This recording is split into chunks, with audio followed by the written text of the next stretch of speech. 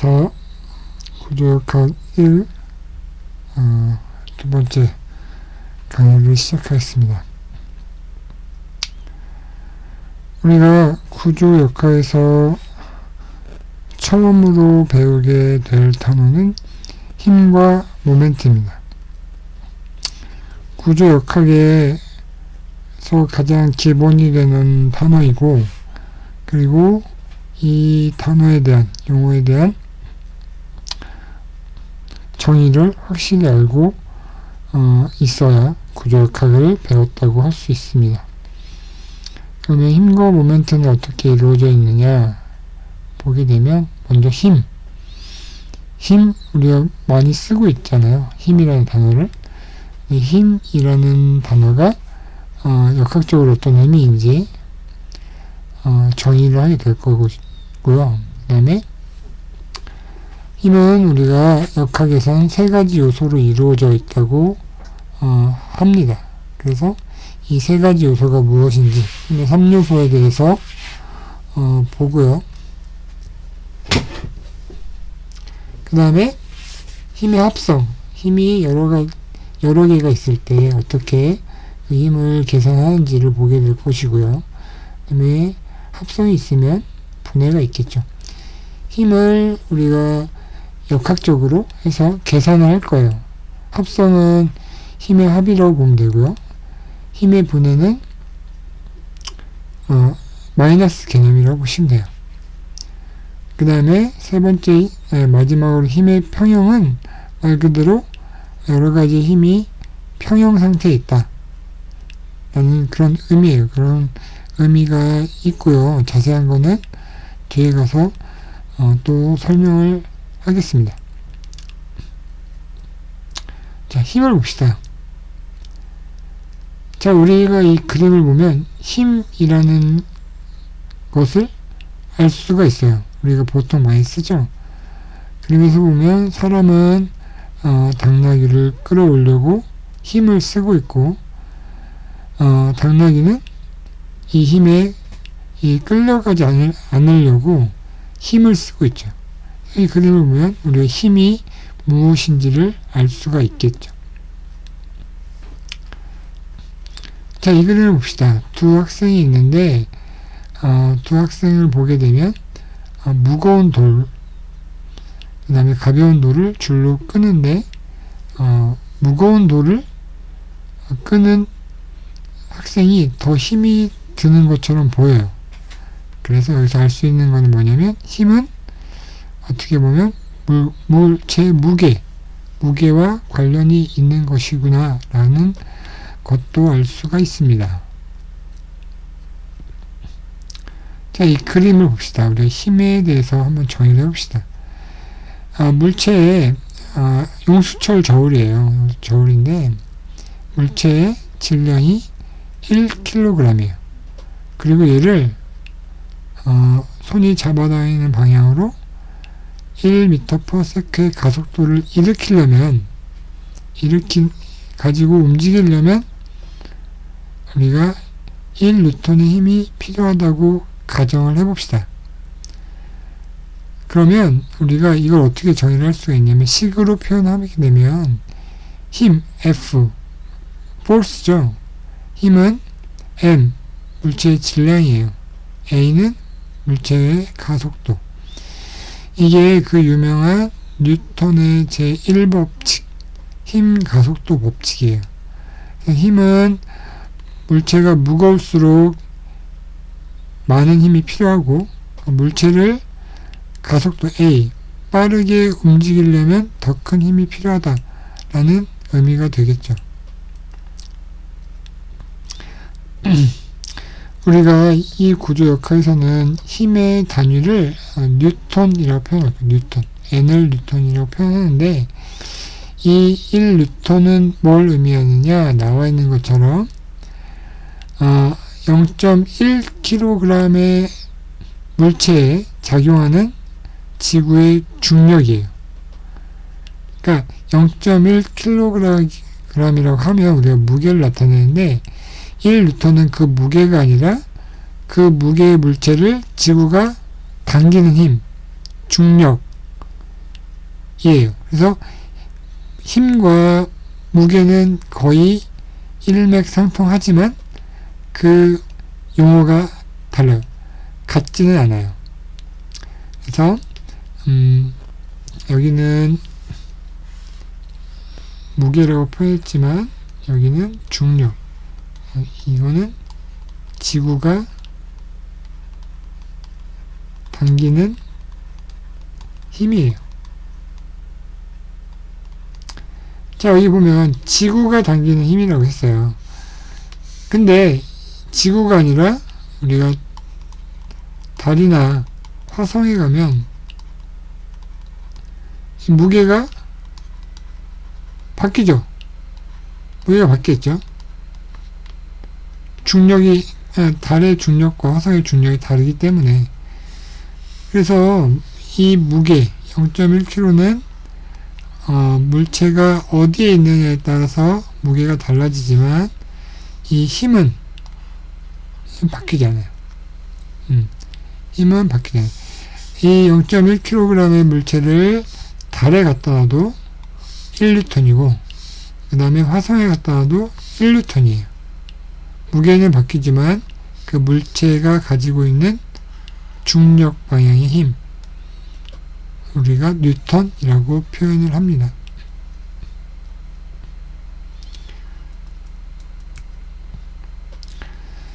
그러면 우리 힘의 3요소, 3가지 요소를 봅시다. 우리 힘을 표현할 때 이렇게 표현해요. 이렇게. 뭐 어떤 3가지 요소가 있느냐. 이렇게 표현하려면 먼저 작용점, 그죠? 힘이 작용하는 시작점이라고 할 수 있겠죠. 작용점이 필요하고, 그 다음에 방향. 방향이 필요해요, 방향이. 그 다음에 크기. 해서 이렇게 화살표로 표현하면 우리가 힘이라고 볼 수가 있고요. 그 다음에 시작점이 작용점, 그 다음에 화살표 부분이 방향을 결정하고요. 그 화살표의 길이로 그 힘의 크기를 나타냅니다. 그래서 이 3가지 요소가 있으면 우리가 힘을 표현할 수 있고, 힘을 표현하기 위해서는 이 3가지 요소가 필요하기 때문에 우리가 이것을 가지고 힘의 3요소라고 합니다.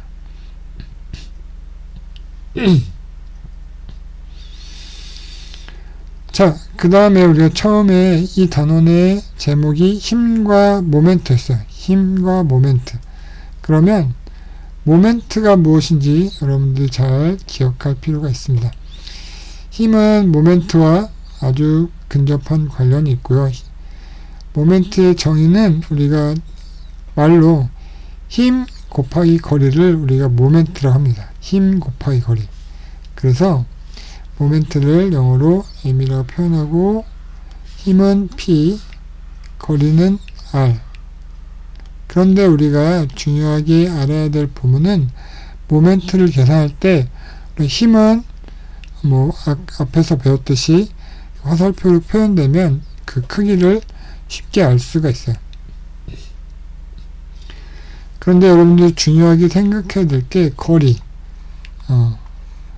거리를 어떻게 결정하느냐에 따라서 모멘트의 크기가 달라져요. 그리고 그 거리를 결정하는 것을 많이 헷갈릴 수가 있어요. 그래서 여기서 우리가 그 정의를 확실히 배우고 넘어가도록 하겠습니다. 앞서 말했듯이 이 식의 P는 힘의 크기고요. R은 일단 말로만 읽어보세요. 뒤에 그림을 보면 좀 더 쉽게 설명이 될 거예요. 중요한 게 수직거리, 작용선까지의 수직거리. 그 다음에 단위는 아까 얘기했듯이 힘의 단위가 있어요. 힘의 단위는 뉴턴이 있고요. 그 다음에 1킬로뉴턴이 있어요. 킬로뉴턴. 우리가 1킬로미터가 1000미터라고 하잖아요. 마찬가지로 1킬로뉴턴은 1000뉴턴이라고 할 수 있습니다. 그래서 힘은 뉴턴 또는 킬로뉴턴으로 나타낼 수 있고요. 거리는 미터 또는 밀리미터로 나타나기 때문에 이렇게 단위가 결정이 돼요. 그럼 단위를 아는 게 중요해요.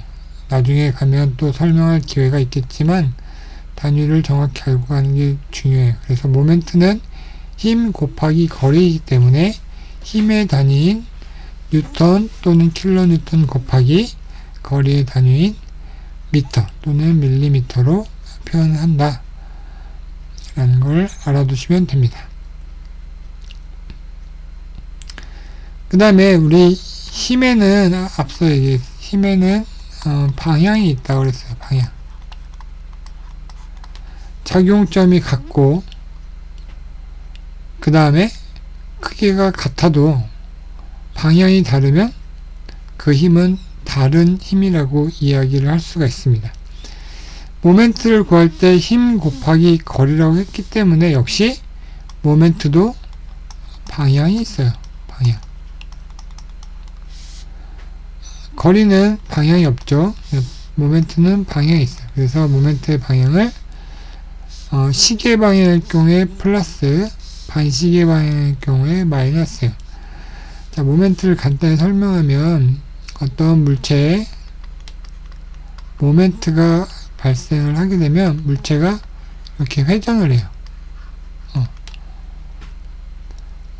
모멘트의 크기에 따라 회전을 하게 되는데 이 회전력을 우리가 모멘트라고도 얘기를 하게 되는데 이게 이 회전이 시계 방향으로 회전을 하는 모멘트는 플러스, 그 다음에 시계 반대 방향으로 회전하는 모멘트는 우리가 마이너스라고 표현을 합니다. 이것도 우리가 뒤에 가서 설명을 할 거예요.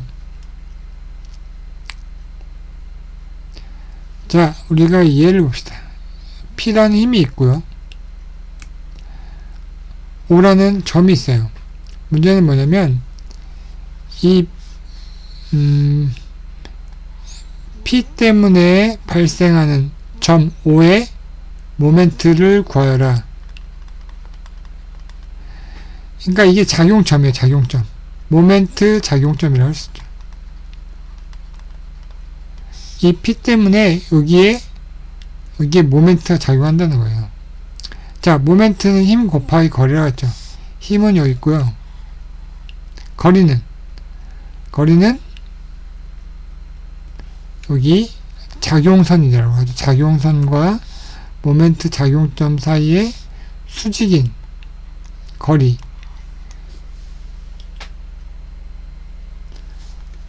우리가 수직거리라고 해요. 그래서 여기에 작용하는 모멘트는 점 O에 작용하는 모멘트는 PR 이라고 할 수 있습니다. 다른 경우를 볼게요. P가 여기 있고요. O가 여기 있어요. 마찬가지로 이 P라는 힘 때문에 점 O에 작용하는 모멘트, 즉 여기서는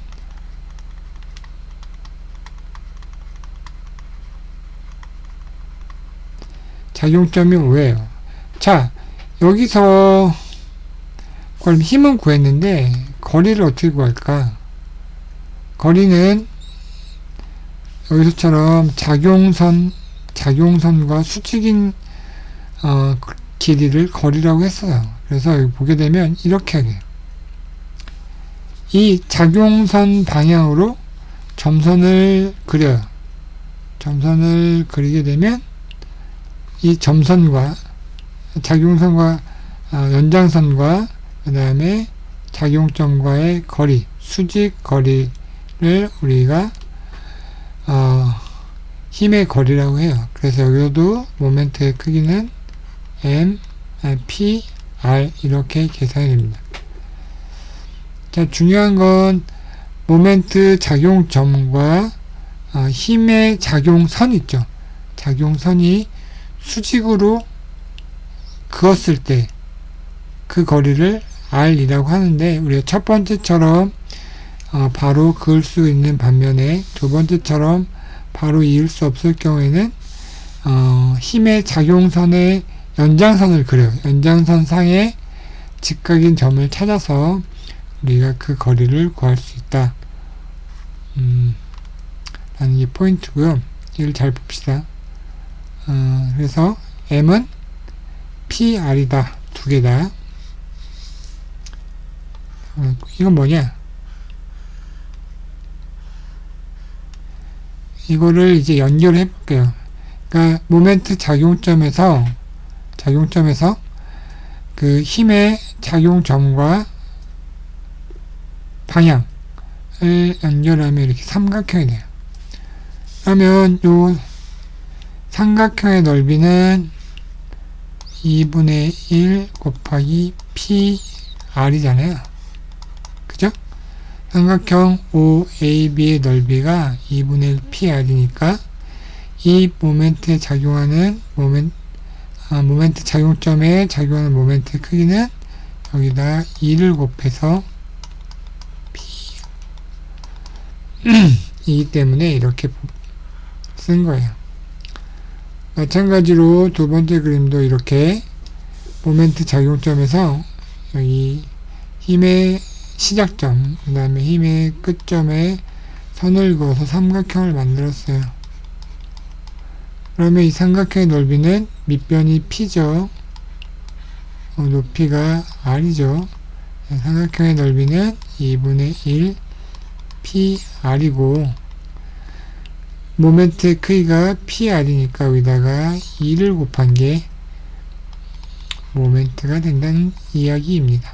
도형으로 표현을 한 거입니다. 자, 그러면 우리가 여기서 아까 모멘트의 부호, 즉 방향을 알아볼 거야. 결론부터 말하자면 여기는 모멘트의 크기가 플러스예요. 얘는 마이너스예요. 그러면 어떤 게 플러스 어떤 게 마이너스입니까? 라고 얘기를 했을 때 여기 하나의 물체가 있어요. 물체가 있는데 여기다 선을 달아요. 실을 답니다. 실을 달아서 연결한 다음에 이 방향으로 움직여요. 실을 움직이면 얘가 돌아가겠죠. 그죠? 막대라고 생각해요. 막대. 긴 막대를 중간에 있는 물체 적용점에 연결한 다음에 이 막대와 만나는 그 힘을 이렇게 잡아당겨요. 잡아당긴다고 생각해보면 상상을 해보세요. 얘를 잡아당기면 얘 이렇게 돌아가겠죠. 이제 돌아가는 힘이 우리가 모멘트라고 했어요. 돌아가는데 어떻게 돌아가? 시계 방향으로 돌아가죠. 그래서 이때의 모멘트의 크기는 플러스고, 두 번째 봅시다. 여기도 마찬가지로 이렇게 물체가 있고요. 그러니까 막대를 달아요. 이렇게 뭐 이렇게 달아도 상관없고, 이렇게 막대를 단 다음에 얘를 이렇게 잡아당겨봐요. 잡아당기면 이 막대가 돌아가면서 물체가 이렇게 회전하겠죠. 이게 모멘트. 근데 물체가 어떻게 회전해? 시계의 반대 방향으로 회전해. 그래서 이 모멘트는 우리가 마이너스라고 표현합니다. 힘도 같은 크기의 힘에 따라서 같은 크기의 힘이라 하더라도 방향이 다르면 다른 힘이라고 했잖아요. 마찬가지로 모멘트도 그 크기가 같아도 그 방향이 시계 방향이냐 시계 반대 방향이냐에 따라서 다른 모멘트가 됨을 우리가 알 수가 있습니다.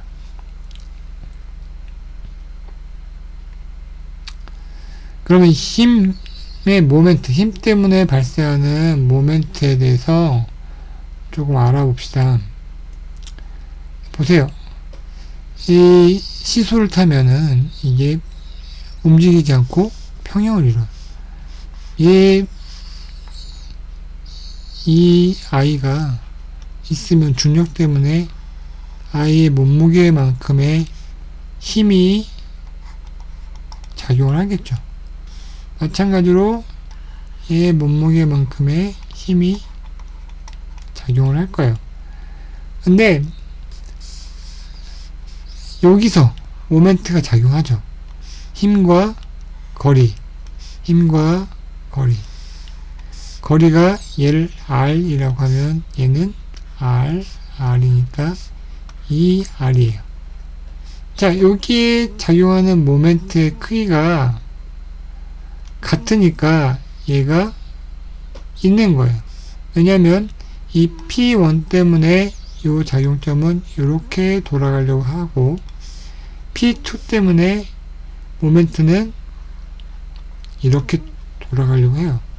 그런데 요 크기와 요 크기가 같기 때문에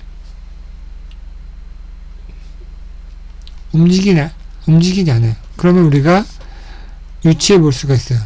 이 강아지의 몸무게보다 이 어린아이의 몸무게가 2배가 더 크다 라는 걸 알 수가 있죠. 왜냐하면 시소의 왼쪽에서 발생하는 모멘트의 크기는 P1R이고 오른쪽에서 발생하는 모멘트의 크기는 P2R이죠. 그런데 이게 크게 같다고 했잖아요. 같다고 했으니까 결과적으로 뭘 알 수가 있냐면 P1은 2P2이다. 즉 강아지의 무게보다 여자의 몸무게가 정확히 2배가 크다 라는 것을 표현하고 있습니다. 그 다음에 좀 지워야겠어.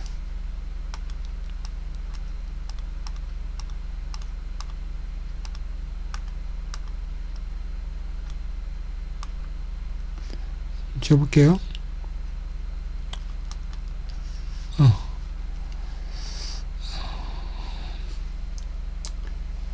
좀 지정을 하겠지만 잠깐만 기다려주세요.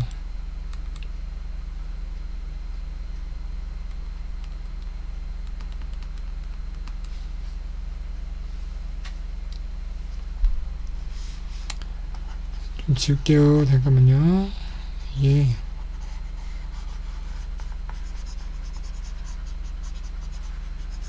좀 지울게요.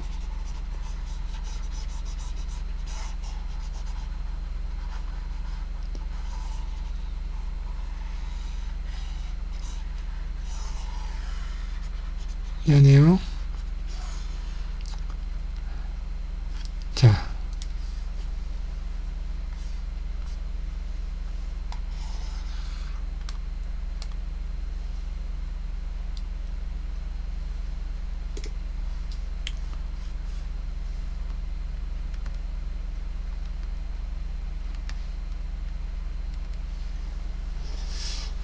자, 이거 봅시다. 모멘트는 우리가 지렛대의 원리로도 사용이 돼요. 이 받침점에 따라서 아까 시소와 마찬가지로 왼쪽과 오른쪽이 나눠져요. 무게가 있겠죠. 무게. 어떤 P2라는 무게가 있고 이 사람이 누르는 힘이 P1이라고 해봅시다. 그러면 이 점에서 얘가 올라가려면 이 왼쪽의 모멘트가 즉 이 방향으로 모멘트가 훨씬 크게 되면 얘가 들리겠죠. 근데 무거워요. 이 사람이 요거를 직접 들려면은 엄청나게 큰 힘이 필요하지만 장대를 이용해서 이 길이가 충분히 길게 되면 우리가 어떻게 적은 힘으로도 이 물체를 들어 올릴 수가 있어요. 자, 얘를 P2, P1이라고 했을 때 여기를 R이라고 하면 얘를 R 대시라고 해봅시다. 그러면 왼쪽에서 얘가 들리기 위한 모멘트는 P2R 다시에요. 근데 이걸 들려면 오른쪽에서 작용하는 모멘트는 P1R이에요. 네, P2가 아무리 커도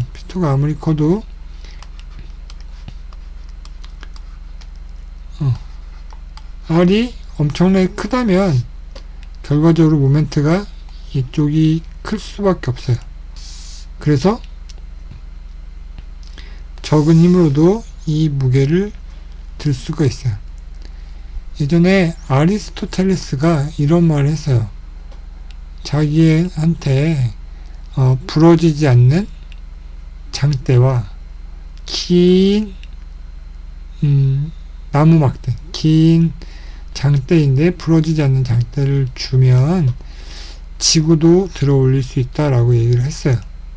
그만큼 이런 지렛대의 원리를 과학적으로 역학적으로 설명하게 되면 우리가 모멘트의 크기로 설명을 할 수 있다는 거죠.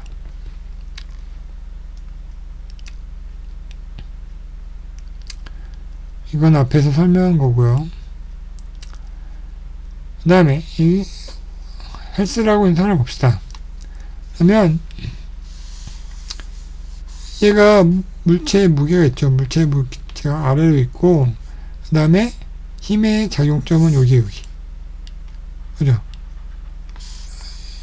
여러분 이렇게 헬스를 해보면 알겠지만 이렇게 들면은 여기가 가장 무리가 가요. 무리가 가기 때문에 이거를 아래로 내렸다 올렸다 하게 되면 여기에 어깨 근육이 발달하게 되죠. 자, 이 상태가 있고 좀 더 내려봅시다. 그러면 똑같은 무게인데 거리가 짧아졌어요. 그러면 여기 작용점에서 발생하는 모멘트의 크기가 작아지겠죠. 이건 더 작아지겠죠. 그래서 여러분 운동할 때 보면 이 자세랑 세 자세를 봤을 때 이 어깨에 가장 통증이 생기는, 그러니까 무리가 가해지는 자세는 이 자세라고 할 수 있죠. 팔을 내리면 내릴수록 어깨에 가는 부담은 줄어들기 때문이죠.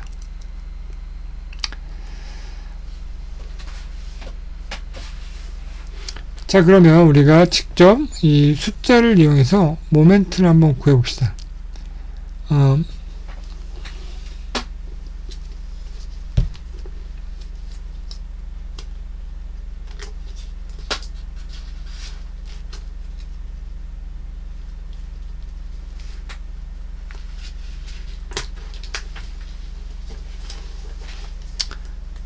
생각을 좀 해봤나요? 자, 모멘트를 구하려면 우리 식이 있었죠.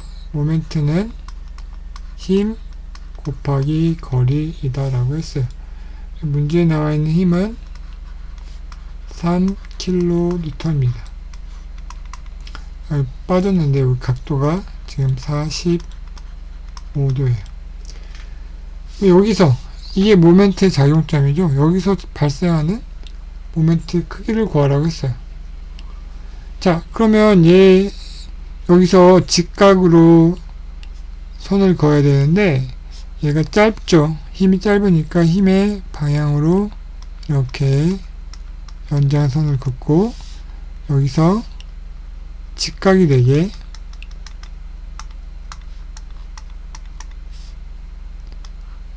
그으면 이게 R이 되겠죠.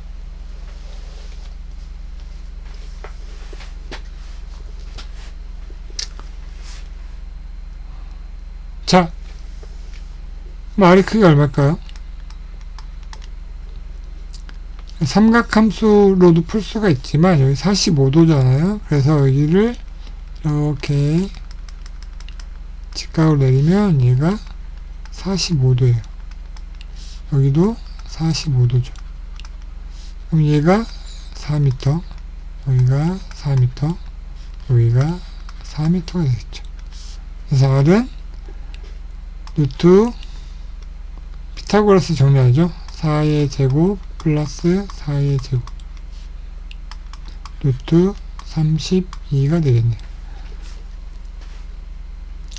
그래서 여기서 점 5점에서 작용하는 모멘트는 3 킬로 뉴턴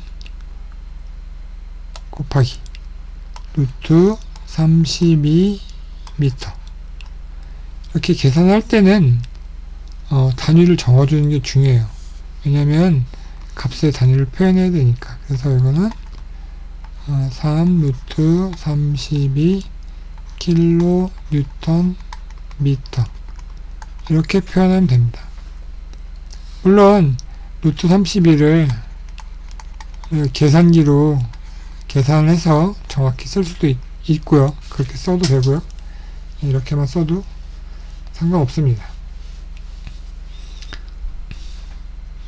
그래서 우리가 모멘트 작용점에서 힘의 작용선 있죠. 힘의 작용선 또는 힘의 작용선의 연장선과 직각이 되는 거리, 수직거리를 우리가 모멘트를 구할 때 거리라고 얘기를 했으니까 잘 기억해 두시기 바랍니다.